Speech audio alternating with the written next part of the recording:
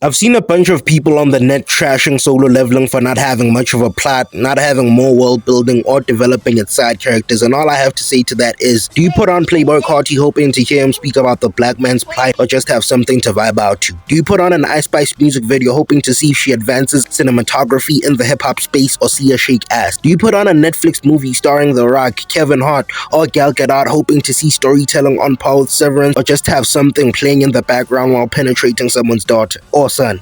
So why do you put on Solo Leveling expecting more than just hype? This show is just a shot of adrenaline, and this week's episode validates my point. After spending an entire episode not present in his own show, just because he wanted to aura farm, Jinwoo finally makes his appearance to fight the boss ant, and before he began, he just had to flick up with his goons, make sure that everybody saw the fit, but he eventually sends out his niggas to deal with the ants, and while they're doing that, he heals up the other hunters. However, the potion doesn't work on the blonde chick, and on the other hand, the number of ants keeps increasing. So that's when Jinwoo decides it's time for him to get in the field, and from the looks of it, he was about to resurrect some of the ants, but before he could do that, that's when the boss ant showed up, and this nigga had grown men shook up off pure aura. He starts talking about some, is there a king for me to fight in here? And that's when Jinwoo steps up, and these niggas went aura for aura. I know I sound corny as fuck, but my nigga, do you not see what I see? Jinwoo starts shit talking, and when King Ant heard what he was saying, he let out a roar. I do not wish to be Jinwoo in that very moment, because I know for certain that nigga's breath must have smelled like raw, unwashed ass. King Ant throws the first punch, which results in the ground shaking and dust all over the place, but that clears up and we see that Jinwoo obviously ate that. King Ant was shocked, but before he could fully process what just happened, Jinwoo holds him in place with his telekinesis, then had him hitting the same pose as Neo in the Matrix with one punch. King Ant recovers though and hits Jinwoo over his head, but Jinwoo was still standing and retaliated with a gut shot. And from there, they just started trading blows. However, Jin manages to send the ant flying, but he stops himself and charges up an attack. But Jin cancels that shit out when their fists clash. However, this nigga manages to poison Jin, which was supposed to immobilize him, but the ant realized that didn't work, as Jinwoo was able to catch his fist and hit him with his own. And he sent him airborne once again, which makes some distance between the two, so Jin rushes over to him, but Black Ant was able to move out the way and pull out this Dragon Ball Z-esque transformation. And that happening was a sign we were about to witness peak. The music got elevated, the animation and the choreography got elevated, colors were flying off the screen. Did you see the reaction of that hunter that looks like he's one of the Thundercats?